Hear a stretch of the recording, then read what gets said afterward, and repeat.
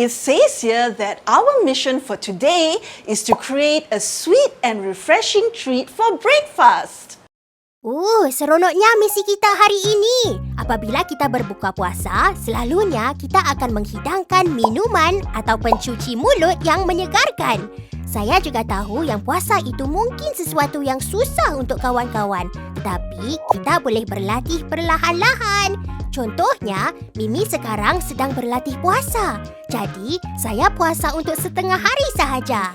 That is great advice, Mimi. Friends, the reason that we fast is so that we can feel what it is like to go on without food and drinks, just like the less fortunate. It also teaches us to be grateful for the things that we do have. Now, what would make a sweet and refreshing treat? Aha! Idea! How about we make some frozen banana pops? Frozen! Let's get frozen!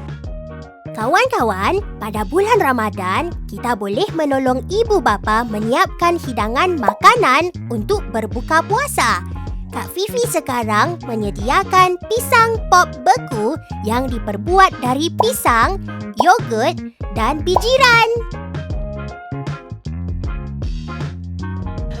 Wow, Mimi, these frozen banana pops look so beautiful and so colorful. I can't wait to try them out for breakfast. Friends, you can use other type of fruits for these frozen pops too. Can you think of other fruits that we can use? Those are excellent suggestions. We can use other fruits like these red apples or these yellow-colored mangoes.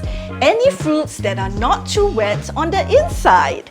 Wow, Mimi, look at all these cereals. I just noticed that there are a lot of 3D shapes in the cereals. Can you spot them? Ya, Kak Fifi. Mimi boleh lihat bentuk bulan sabit, bentuk sphere, bentuk bintang, bentuk cube 4 segi tepat. Great, Mimi! Now that our frozen banana pops have been popped into the freezer, we will wait for it to be ready for breakfast time.